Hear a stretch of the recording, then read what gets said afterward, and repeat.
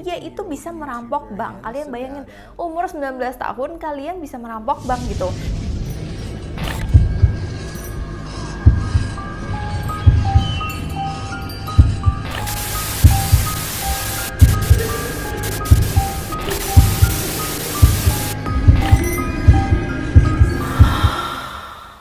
Welcome back to my channel. Perkenalkan, nama aku Shira Antoinette. Dan hari ini tuh bener-bener seru banget karena hari ini kita akan membahas kompilasi youtuber-youtuber yang sempet banget viral dan dia itu mencari ketenaran mungkin ya, dengan hal-hal yang buruk-buruk banget. Jadi ini bener-bener youtuber-youtuber yang memang dulu itu diperbincangkan, bahkan sampai sekarang masih disebut-sebut kesalahan mereka. Oke, langsung aja kita masuk ke youtuber yang pertama, yaitu youtuber yang bernama Kang Hwaran. Jadi dia itu merupakan youtuber 20 tahunan dan dia itu kelahiran China. Dan dia lebih tepatnya tinggal di Barcelona, dimana dia waktu itu memiliki 1 juta subscribers gitu. Terus tiba-tiba dia melakukan aksi yang bener-bener nggak manusiawi banget juga buat aku. Jadi dia itu pakai Oreonya itu diganti pasta gigi. Tapi mungkin kalau misalkan dia kasih ke temennya atau dia kasih ke sahabatnya, itu masih lucu-lucu aja ya, soalnya banyak yang melakukan hal itu. Tapi sayangnya dia itu memberikan pasta gigi itu ke homeless man alias tunawisma, gelandangan yang nggak punya rumah. Terus dia kasih Oreo itu dan gelandangan itu mikir, ya ampun makasih, baik banget, akhirnya dia bisa makan. Tapi ketika dia makan ternyata yang dia rasakan adalah prank yang ternyata itu adalah odol. Itu kan bener-bener nggak manusiawi nggak sih? Aku aja ini udah lihat berkali-kali, terus aku tuh rasanya setiap ngeliat tuh kayak kasihan banget ngeliat si bapak itu karena bener-bener keterlaluan sih. Dan dia itu ngeprank bapak itu usia orang tua itu sekitar 52 tahunan dan bener-bener nggak ada sopan santunnya. Dan setelah memakan Oreo tersebut, bapak itu nggak kayak makan satu dia merasa ada yang aneh. Mungkin dia merasa Oreo itu memang rasanya seperti itu karena dia mungkin belum pernah makan.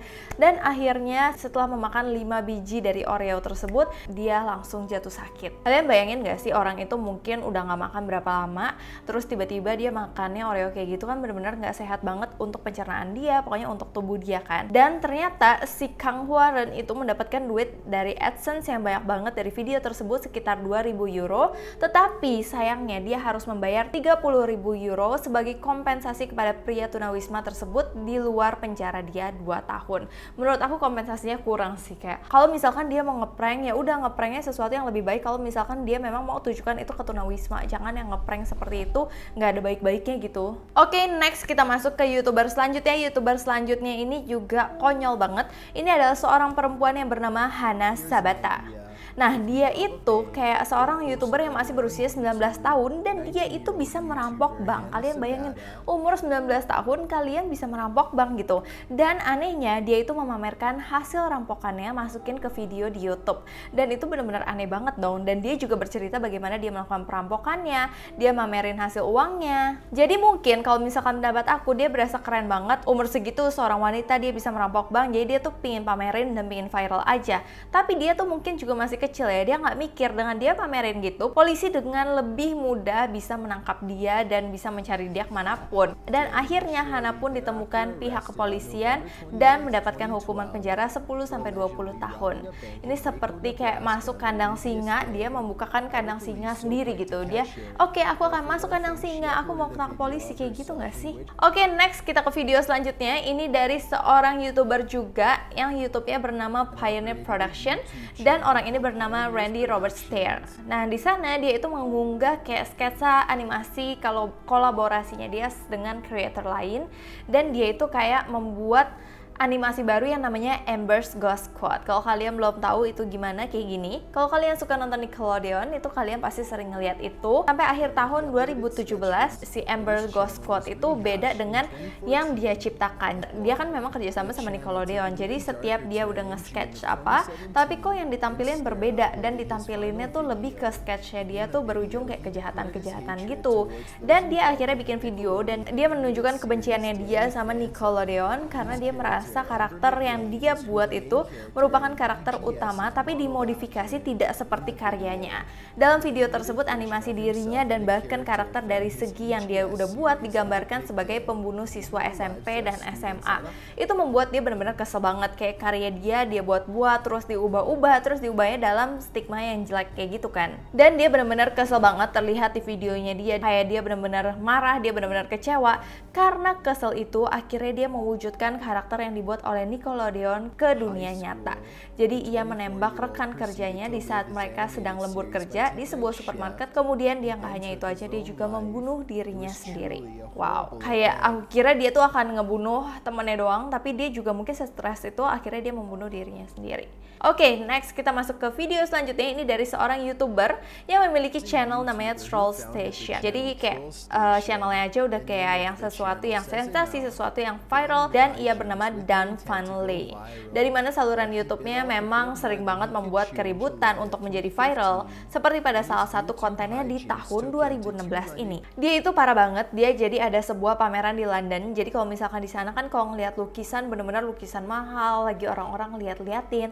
Tapi dia dan teman-temannya melakukan lelucon, cuman prank-prank doang. Dia itu ceritanya melakukan pencurian di tempat lukisan tersebut dan membuat orang-orang di situ benar-benar panik banget dong. Pengunjung benar-benar ketakutan, bahkan ada pengunjung yang pingsan.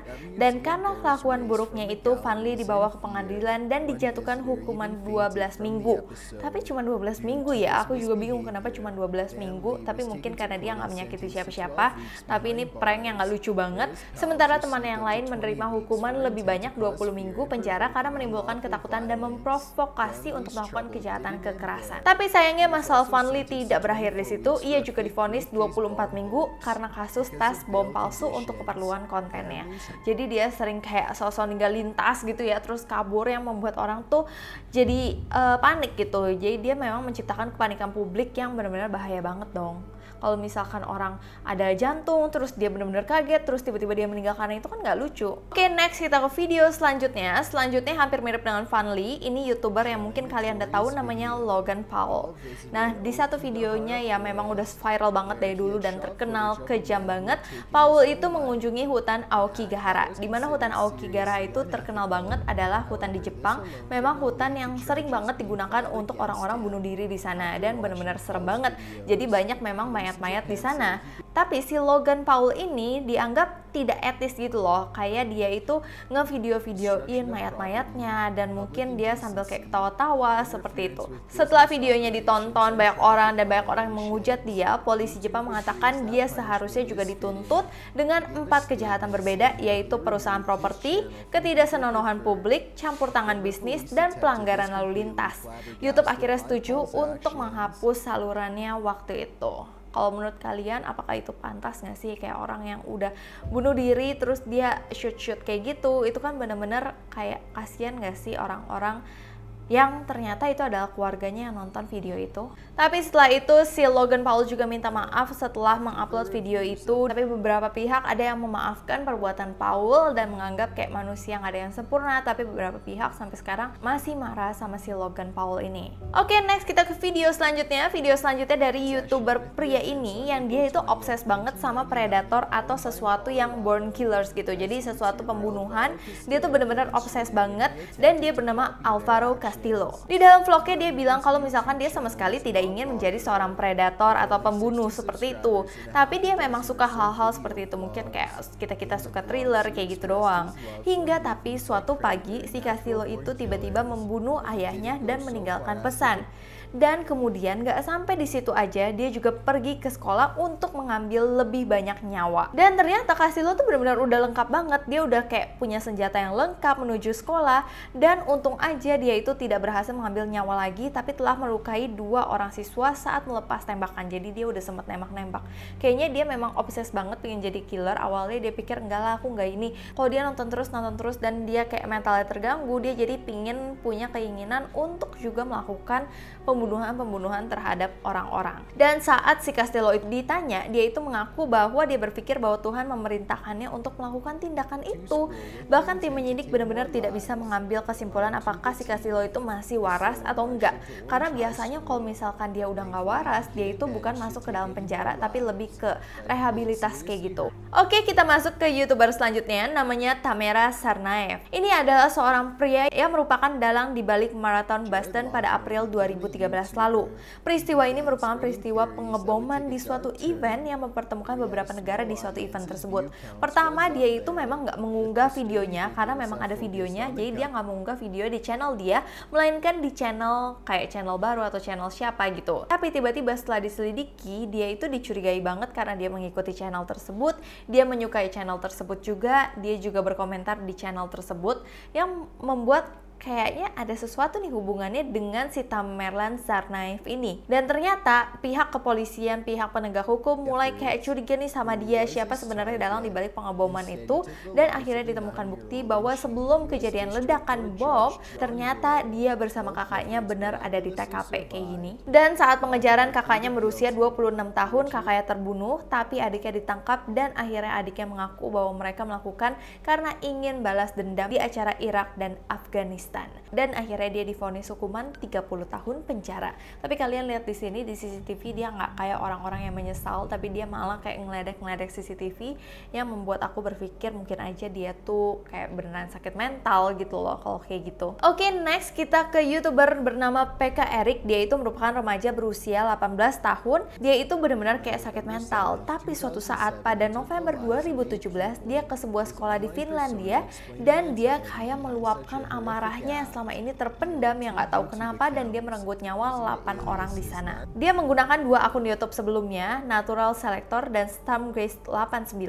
Di akun tersebut dia memposting video bercerita tentang peristiwa-peristiwa mengerikan, dan bahkan dia mencurigakan banget, dia membuat demo bagaimana kemampuan menembak dia menggunakan apel. Jadi dia kayak udah latihan-latihan nembak gitu, dan dia juga udah ngupload itu semua ke YouTube. Tapi postingan terakhir videonya yang aneh banget.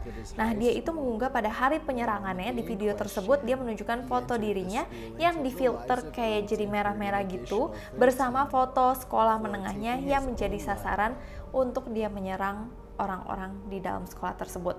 Jadi dia foto sama diri dia dan ada sekolah, dan sekolah itu memang sekolah yang ada di Finlandia yang dia serang itu, tapi dikasih filter merah seperti kayak filter darah gitu. Dan setelah itu penyerangan dia lakukan dan mengakibatkan 8 nyawa melayang di dalam sekolah tersebut dan 13 orang terluka. Dan nggak sampai itu aja, dia juga nggak berhasil ditangkap oleh pihak kepolisian karena ternyata setelah itu dia berhasil membunuh dirinya sendiri lagi. Banyak banget orang tuh membunuh orang, tapi setelah itu dia membunuh dirinya sendiri. Jadi nggak tahu apa sebenarnya tujuan dia, pingin meninggal bersama atau apa. Oke, tidak terasa kita masuk ke dalam video yang terakhir. Ini video terakhir dari channel YouTube yang bernama Anthony Powell. Kalau kalian udah lihat video aku sebelumnya tentang seorang wanita bernama McGowan yang dia itu YouTube terakhirnya dia marah-marah karena banyak hate comment, terus tiba-tiba ada yang membunuh dia. Nah, di situ aku belum tahu kenapa cowok ini membunuh dia, tapi kali ini aku membahas dari sisi cowoknya.